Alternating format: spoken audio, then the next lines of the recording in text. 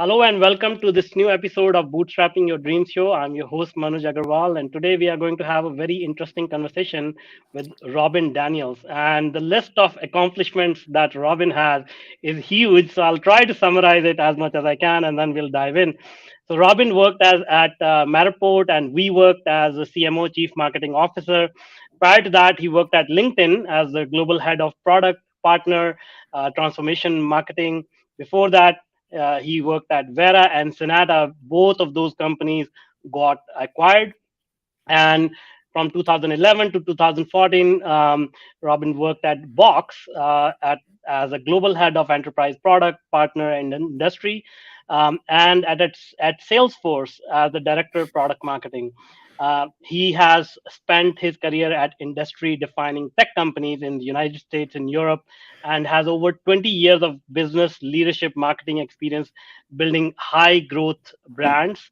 And Robin is currently working with Sequoia Capital, one of the largest venture capital companies in the world, helping them scout next generation of companies and talent.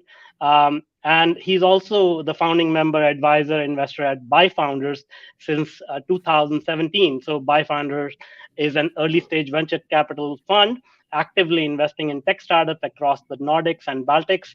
And this is just the scratching the surface of what Robin has done. So let's dive in. Welcome, Robin. I'm so excited to have this conversation. Thanks, Manoj. It's great to be here. And I think you and I have been trying to plan this for years now. I'm glad we're Yes, finally yeah, making it happen, across the yeah, world, as we say. yeah. But thanks for having me. And thanks Yeah, for I that great think intro. absolutely. Yeah, we met about two and a half years ago. I think Hollywood has released multiple more movies in the time frame that we have been trying to schedule this podcast. So great. So let's get to know you even better. Like you have done so much, you have accomplished so much, so many like uh, two and a half IPOs. So we'll dive into that. But such a broad range of experience and success. How did it all get started? What is your story? How did you get to where you are today? Well, I'm definitely where I am because a lot of people along the way took a chance on me. I didn't come from a illustrious background. I don't really have much of an education. I grew up kind of poor in Copenhagen, Denmark, to bohemian hippie parents, and but I learned very early on that I kind of had to fight for everything that I wanted to succeed in life. If everything I wanted to accomplish, I had to fight for. Nothing was kind of given to me, so I always had this kind of innate hunger to go out and forge my own way. So, and very early on in my life, I got interested in technology, and I could just see the impact technology had on people's lives, and I loved tinkering around with it. I was kind of a nerd, sitting and putting together my first desktop computer, the memory and the motherboard and all that kind of stuff, and then learning how to program was super fun. Um, and so I always knew my future would lie in technology somehow. And then, I started seeing the rise of what was happening in Silicon Valley. This was in the 90s. I was reading articles in Time Magazine and Business Week and Newsweek, online, whatever I could find. And just like, it seemed like this magical place to me that you could go. And it doesn't matter who you were, what background you had. It doesn't matter if you're rich or poor, what education you had. As long as you had a good idea and you worked hard and you were a good person, you could succeed. And so it always kind of just attracted me a lot. And I thought, this is like the peak of what I want to be a part of. It feels like this is what it's calling to me. And so I ended up, after school in Denmark, I ended up working at a tech company in Denmark. And it was so boring. It was definitely not what I'd read about in all these stories. It was like, felt like factory work. Even though I was working in a high-tech company as a Java programmer, it felt like factory work. People would come in at 8 o'clock in the morning, 12 o'clock exactly, they would stop for lunch. And then 4 o'clock, doesn't matter what you're doing. The day's over. We're leaving. I'm like, it feels like I'm in a factory. What the hell? I'm like, this is not what I thought my life was going to be. I thought it was going to be this intense journey, an exciting adventure with peers who were just so excited about doing great work. So I ended up quitting my job, and I bought a one-way ticket to California. And I'd never been. I didn't have a job. I didn't know a single person. But I always felt like I didn't want to look back on my life when I was older and regret not having the courage to go there, living through this magical time that we were living in. So February 1st, 2000, I moved over there to California. I landed in San Francisco. I had rented a room at a shitty hotel in San Jose because it was the only thing I could afford. I had enough money, I figured, to last me like 2 months before I had to throw in the towel and go back to Denmark. But I applied to every job I could find on Craigslist, and anybody who would talk to me, I figured, well, I have nothing to lose. I just want to talk to as many people as I can. So in the first 2 weeks or so, I had about 15, maybe 20 job interviews. All over Silicon Valley. I had no idea how big the area was. So I feel like I was just kind of like constantly stressed about running late for meetings. But after those 2 weeks, I ended up getting 2 job offers. So I'm like, oh, great. So I ended up joining a small startup company in Los Gatos in Silicon Valley in February 2000. A month after I took the job, the whole market crashed. And that company did not end up making it. And then I went to another company, and that did not end up making it. But eventually I got to a bigger company in 2001 that was more stable and growing. And that's when I really feel like I got my start. But I really got my start in the first company. I ended up getting hired by the VP of marketing, this woman named Elise Zimmerman. And she, I mean, I really had no experience, but she just took a chance on me. And she saw something in me, and she nurtured me and said, hey, you know, even though I'm hiring you to be the webmaster, web designer, as it was called back then, I think you'll be better in like product marketing. And I'm like, I have no idea what that is. And she kind of took me under her wing and showed me what that was. And I've always taken that mentality with me in every job I've had, because whenever I see young, hungry talent who just needs somebody to believe in them, those people usually go above and beyond. And so whether you look at my time at Salesforce or at LinkedIn or WeWork, I've tried to hire people who just have that aptitude and grit and hunger. But anyway, so over the last span of like 20 years, you know, even though not everything has worked out, luckily I've ended up choosing some companies that became iconic companies in the last 20 years. Salesforce, Box, LinkedIn, WeWork, you know, even though that had some troubles, it's still around, and I think still very beloved. And my last company, Matterport, which we took public in July of 2021. But I ended up leaving that company at the end of last year, end of 2021. And since then, I've been, as you very well mentioned in your intro, I've been advising companies, working with just as many companies as I can find to pay forward the experience that I have. I'm very much in the mindset of, how can I help the next generation of people who are hungry for success and just don't know what that looks like? How can I mentor and guide them and help them think bigger about what's possible out there? Because that's what I did in my life. So that's the journey I've been on for the last couple of years. That's an amazing journey. I think a few takeaways that I can reiterate is, like, you know, that first of all, thinking that it is possible for you, that hunger that you have to have, because most people don't even believe in themselves, let alone, you know, others believing in them. And then, as you said, like, finding those people, finding those mentors and coaches who can see something in it. Because once again, like, even if we believe ourselves, it's like a rough slab of marble that needs to be chipped away, and you know that David needs to come out of that. So it's great that you found it, and now you are repeating the cycle and helping others. So that's amazing. Now, what kind of because I know a little bit of your history as well. Like, you talk about a lot of mistakes that are made in this high pressure environment of startups. So what are some of the mistakes that you have made and learned important lessons from them? Yeah, and one of the reasons I talk so much about mistakes is, one, I want to normalize that it's normal to have mistakes. You're going to screw up a lot. I've screwed up a lot. And I think when you're in the mistake, it feels like the world is falling apart, right? But it's not. You're going to be fine. Trust me, you know? So that's one thing. The second reason I do it is, I love LinkedIn as a platform, but it also is a very polished, linear platform. It makes it seem like everything for everybody is always up and to the right? For you, for everybody else, like, oh, your career is just up and to the right.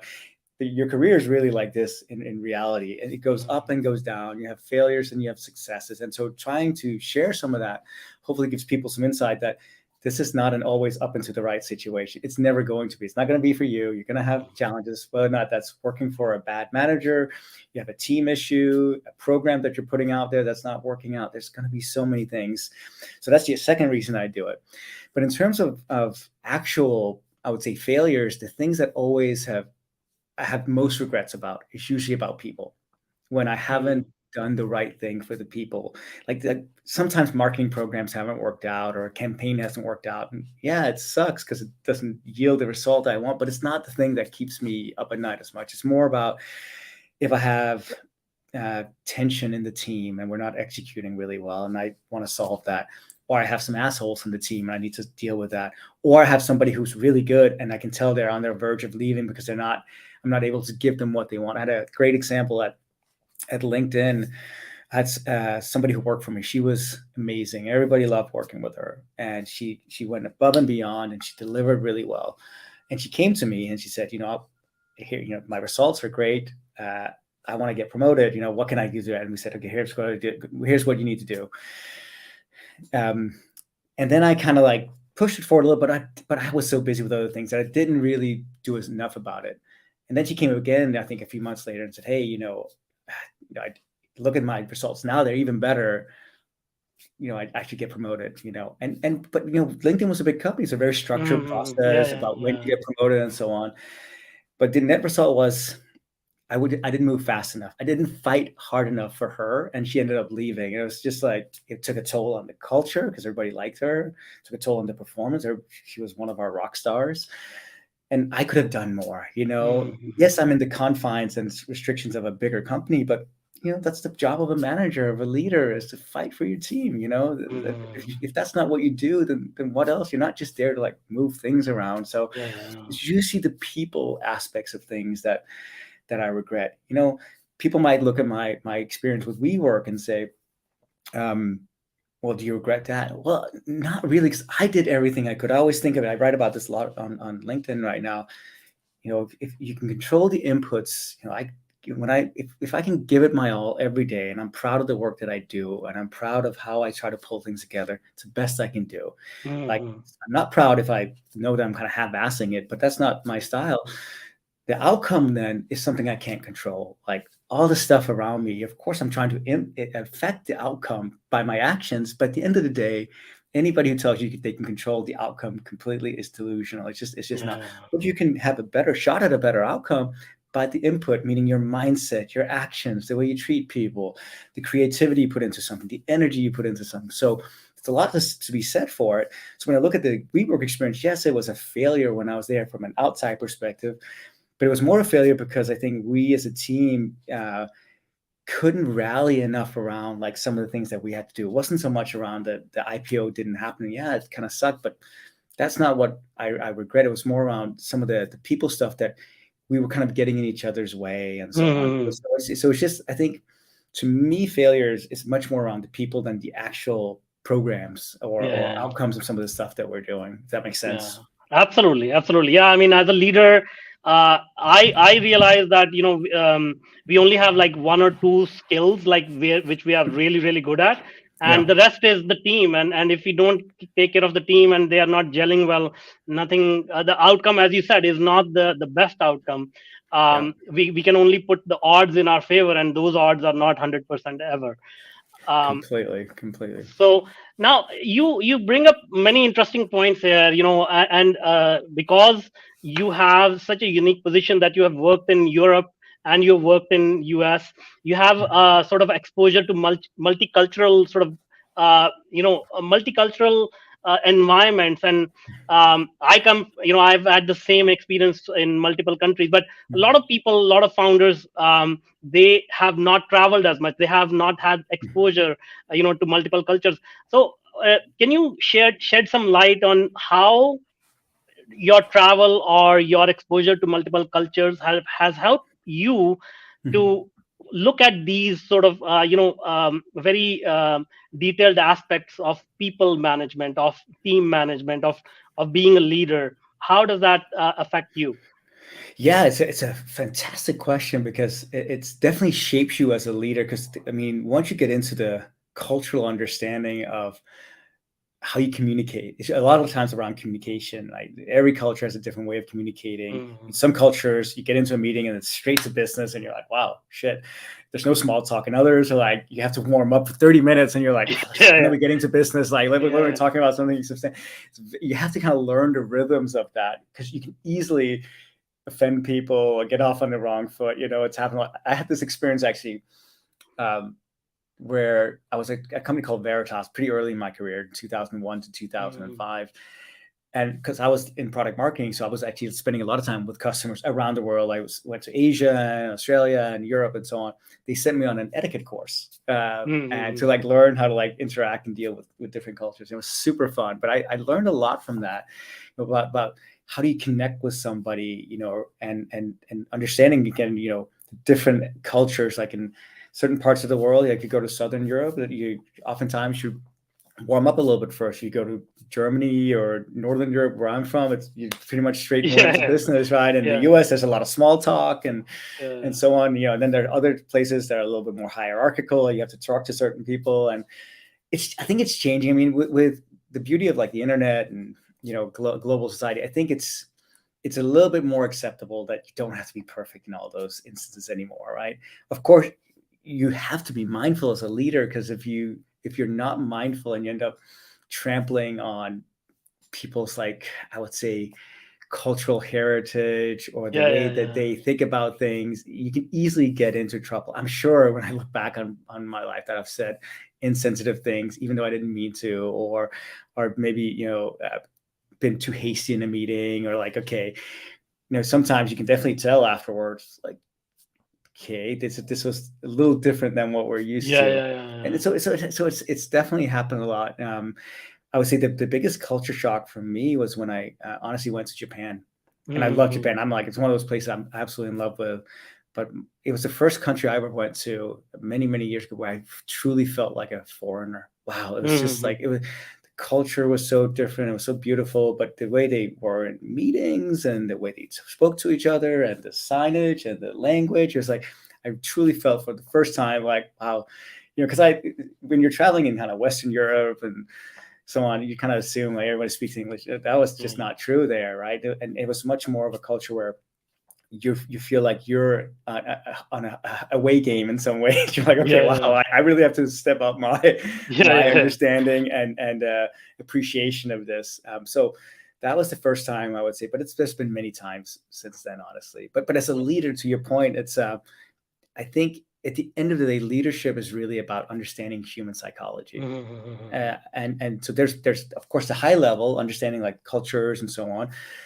But then within that, you have to understand, if you're going to lead people, what drives people, what motivates people. Some people do their work because they want to look after their family. Some do it because they're proud of the work they do. So some people want to get rich, and that's a fine thing too. Everyone is different.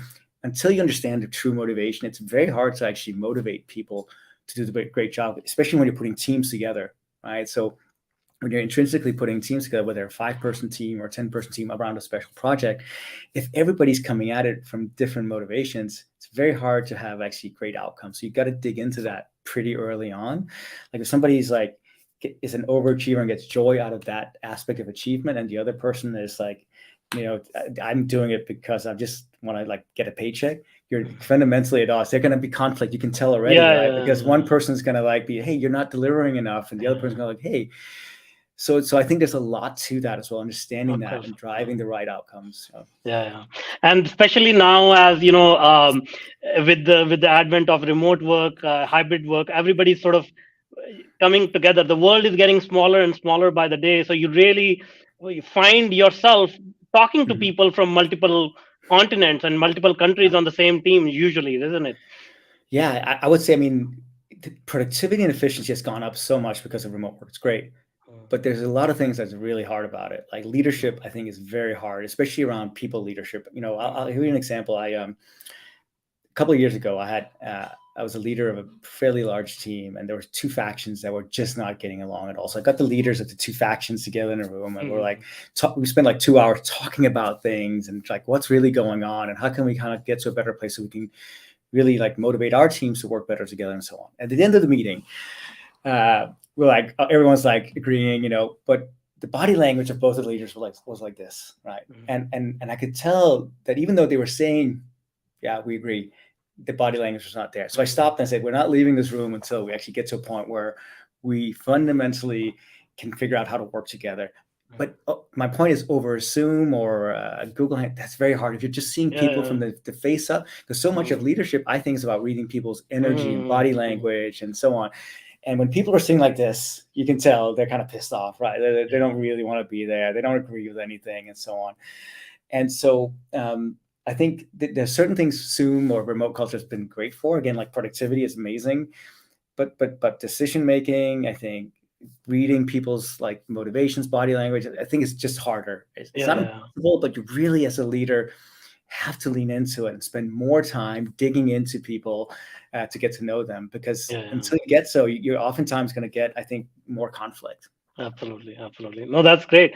And now, I'll ask you a question about what makes companies successful. But I think that's a usual question. What I would really ask you to answer is like, what are the common misconceptions about success? Because, for example, I'll share one thing. Like, I talk to a lot of founders. They say, I need a unique idea. I need a greenfield idea to be successful. But as we know, that's not true.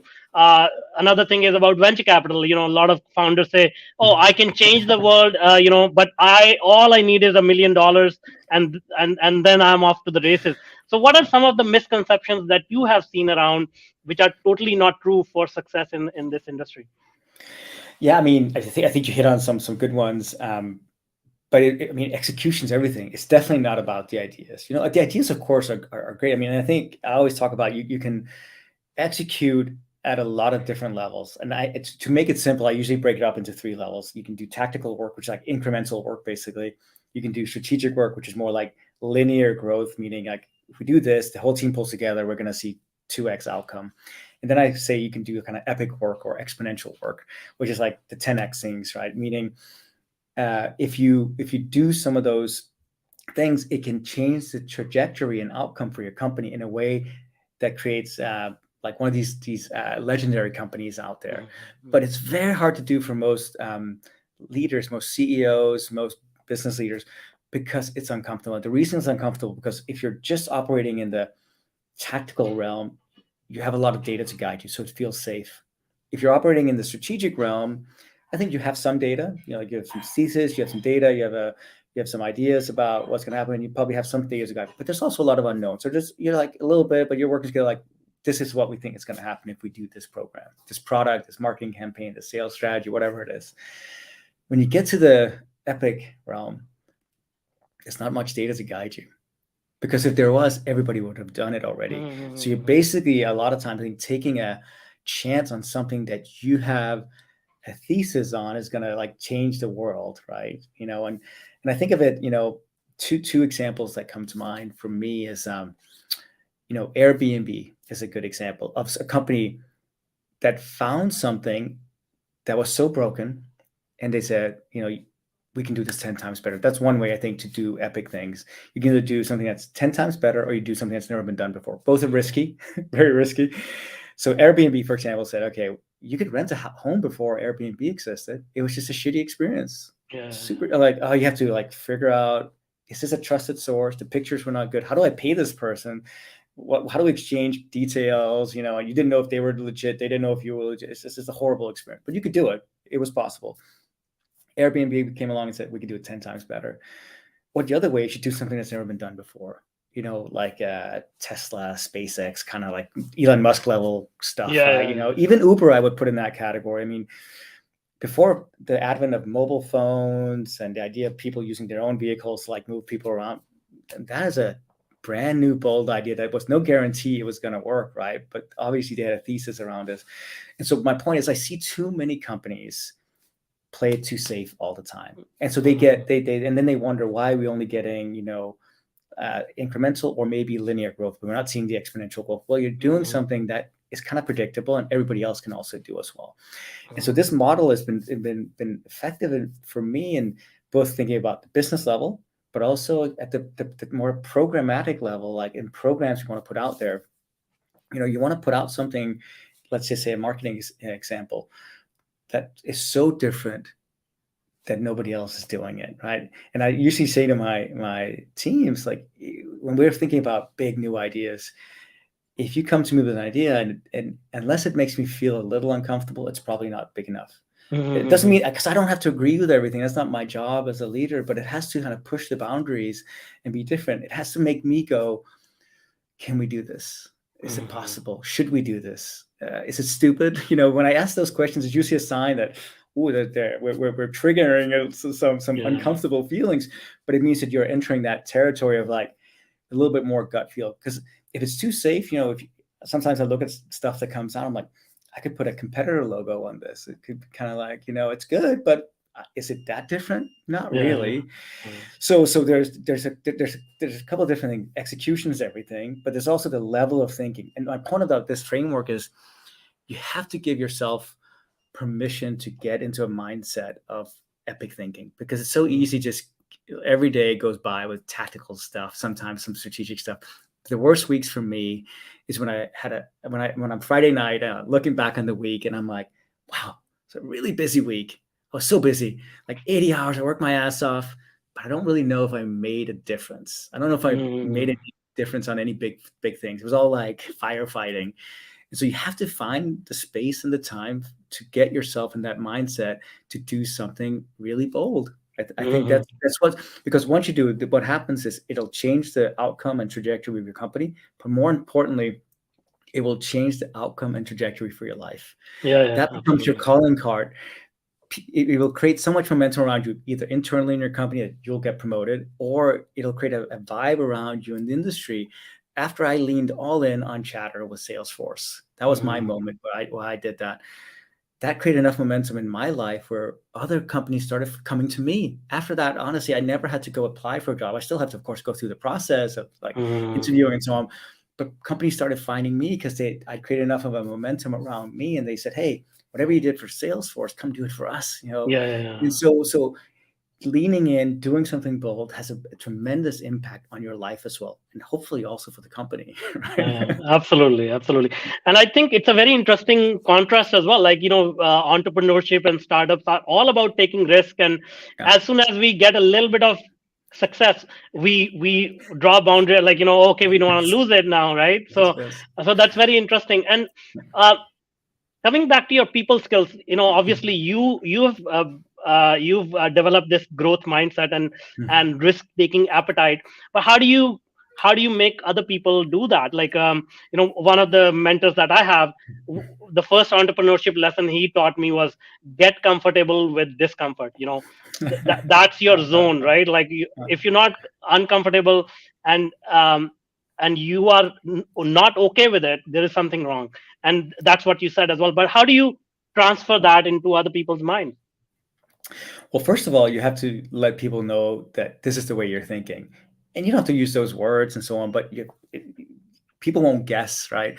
So the first thing I do when I come into a new company, I shared the Robin Daniels instruction manual about how to work with me and how I think. Because it's just like, you've gotten a new boss before, probably. I have many times. And you're always like, in the first couple of months, like, what are they thinking? How do they think about, how do they see the world? What do they care about? I just try to take the guesswork out of it. So I put together an instruction manual about what I'm passionate about, what I dislike, how I think about things, things I've been involved in, and so on, a little bit about my life and family. Instantly, like, just takes the pressure out of it. But it also gives people a mental model of how I think about, marketing and leadership and so on. Because that's the first step. Then the second step, I think, is you have to then go and actually train people on how to do this. And that can take time. It's not going to happen overnight. If you come into an organization who's very set in their way of thinking, then it takes time to kind of undo a little bit of that thinking, and you have to push them gently in a new direction to kind of like open up their mindset. And as a leader, you have to give them space to do so, because it's so easy, again, like I just said, to get bogged down with, okay, we got to do this now. This program needs to go live, and this campaign, and we need to launch this product, and this event is coming up. And then, the epic stuff always gets kind of pushed to the side because we're so busy, right? So you have to figure out, like, how do I shield my team? I've always tried as much as I can to shield my team from all the stuff around them so they can focus. You could argue whether or not I've been successful. Sometimes I have, and sometimes I'm sure I haven't. But you have to, as a leader, like, figure out to do it, because these magical moments do not happen in a vacuum. And then you got to then force it a little bit, like, let's go in once a month and spend 2 hours on brainstorming together things that we could do that might push the button. And you might come out of that 2-hour meeting with nothing. Because, again, I think in your lifetime, you might do 2 or 3 epic things. So, like, trying to do it every month or every quarter, every year even, is tough. But at least you're trying to work towards it, and you're kind of giving yourself in the mindset of doing something like that. So getting into a space where you can do that and kind of getting the team around you. And over time, if you do that enough times, the team starts realizing what it is that you're trying to do. You're trying to like open up new avenues of thinking, that it's a little bit more about trusting their instinct and their intuitive nature that they might have. Because there's I think this fallacy that some people are naturally more creative than others. I don't know if that's really true. I think everybody's pretty creative. They just might get put in a box where the creativity's kind of been forced out of them. Most people actually have pretty creative ideas, but creativity can take so many forms. And when I say creativity, it doesn't mean like, wow, it's so weird and different. It could be a creative way to solve a business problem. It could be a creative way to enter a new market. It could be lots of different ways to be creative. I think most people, they oh, I'm not creative. I've heard that many times. Oh, no, I'm not creative. I'm the graphic I'm the data driven, ABM person. I'm sure you have more creativity in you than you That's right. do, right? So it's also about like nurturing that side. And what you find is, what I found a lot is people love that. They love like exploring new kind of ways and sides of themselves. And sometimes you get some magic to happen that way, but it takes time. It's definitely not a process that come in and you're like, here the culture has been changed instantly. I've never seen that happen. No, I think I'm getting a sort of well-rounded sense of how you operate. Like a lot of leaders, they don't even take the time to like recognize that hidden quality, and when you call it out and give them the permission to fail and sort of nurture that, that is a really, really good formula. So thanks for sharing that.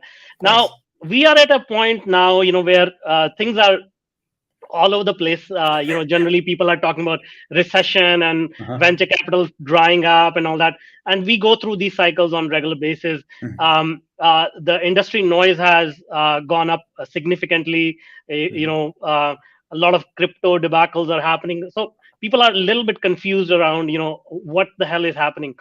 What do you see, where in your crystal ball, like where is the startup industry going over the next couple of years? What should we be aware of? What should we be focused on as founders, as leaders, so that we can get the best outcome for ourselves, for the companies that we are heading, and the economy itself?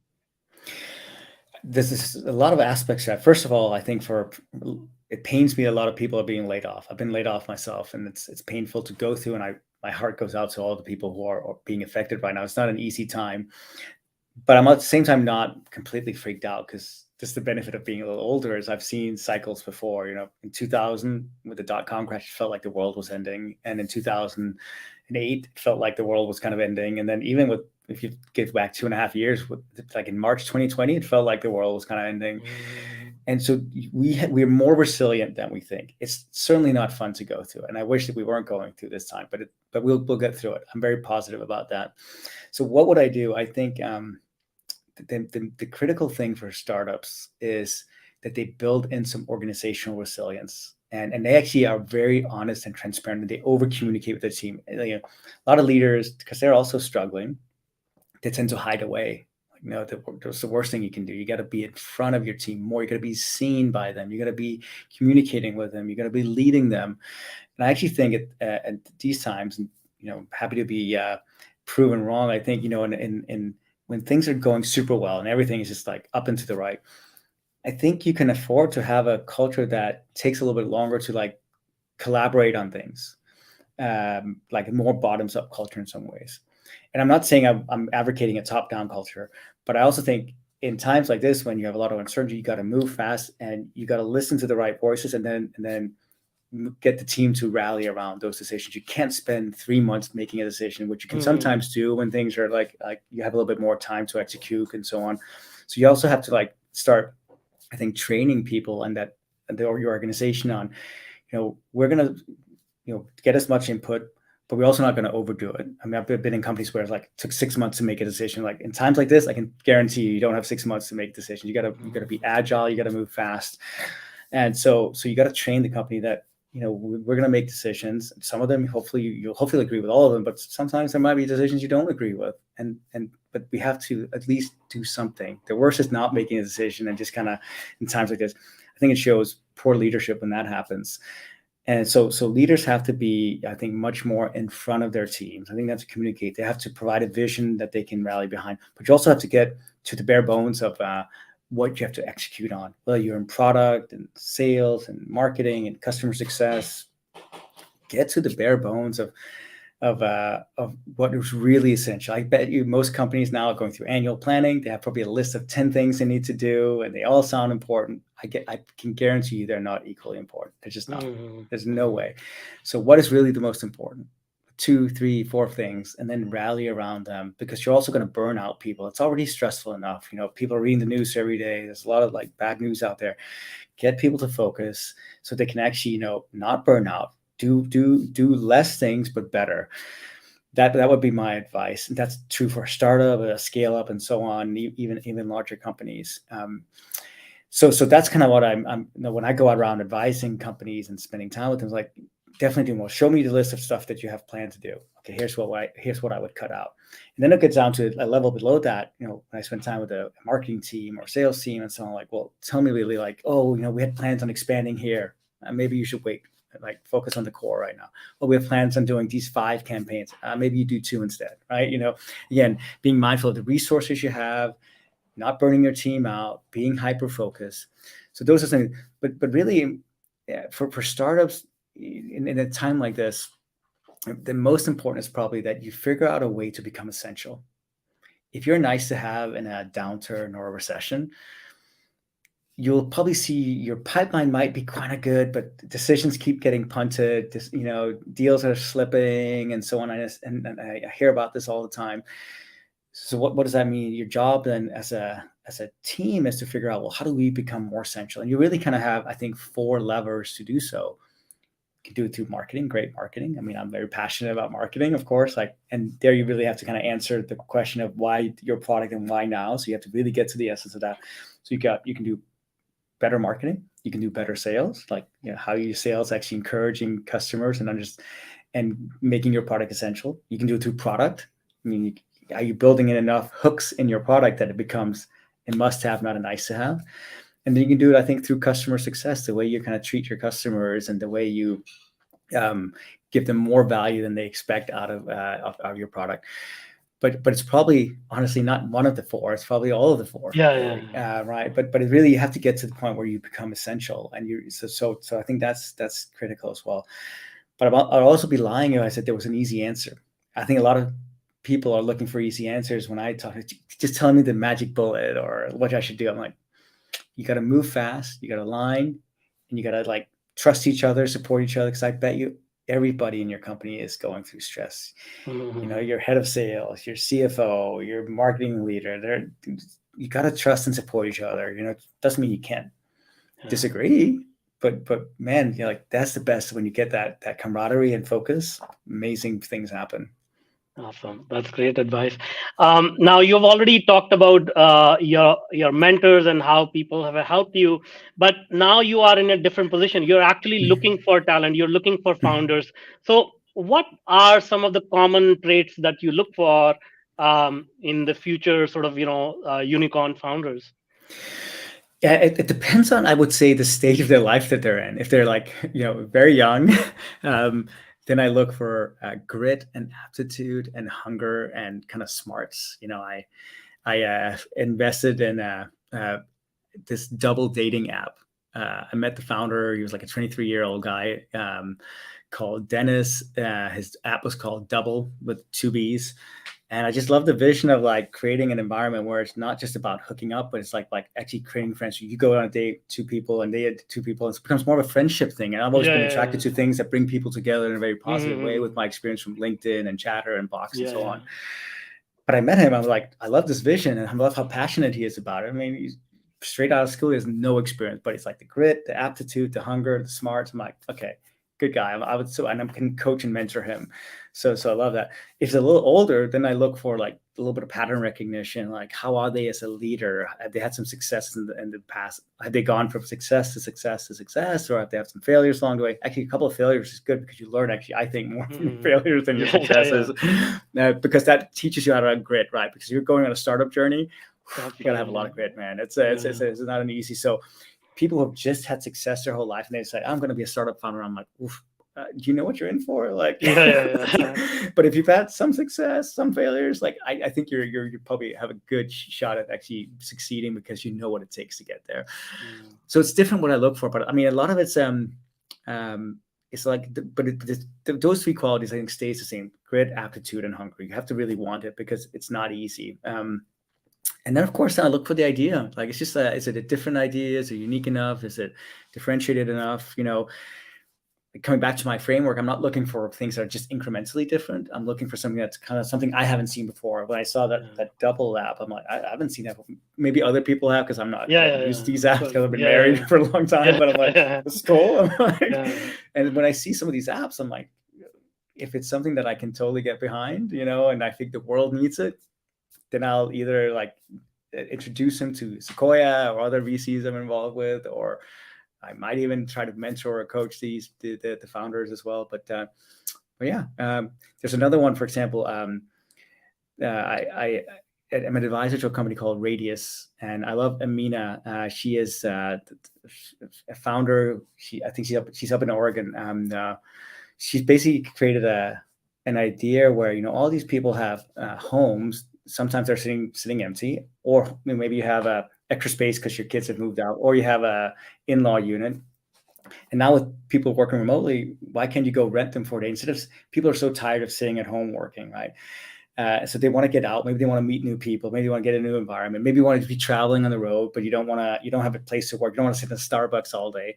So she's created an awesome app. It's kind of like an Airbnb in some ways, but for renting office space. But the office space is not office space. It's going, you know, I see. verified places. It might be a camper van that's like has high-speed internet. It's like a coffee maker, and you can sit there and watch a waterfall. It's like, I love this idea, you know. It's like bringing people together and bringing new experience. I hadn't seen it before, so I'm like, yeah, I'm in. You know, those are the kind of things where I look for, like, just something that's a little bit different. That's great. That's great. Well, this has been a fascinating conversation, as I anticipated. Thank you so much, and you know, all that wait has paid off. The delays that we had. So thank you so much for spending time sharing your knowledge and experience. Now, before I let you go, if people want to connect with you, what is the best way they can do that? Definitely on LinkedIn. I mean, I'm very active on LinkedIn. I write a lot there. You can find me, Robin Daniels, and just send me a chat if you saw this. And I'd love to hear from you. And yeah, I hope you connect. Awesome. We'll put that your profile link in the show notes. Sounds great. Thank you. It's great to finally make this happen. Thank you, Manoj. Yeah, absolutely. Thank you so much. Thank you. All right. Take care. Bye.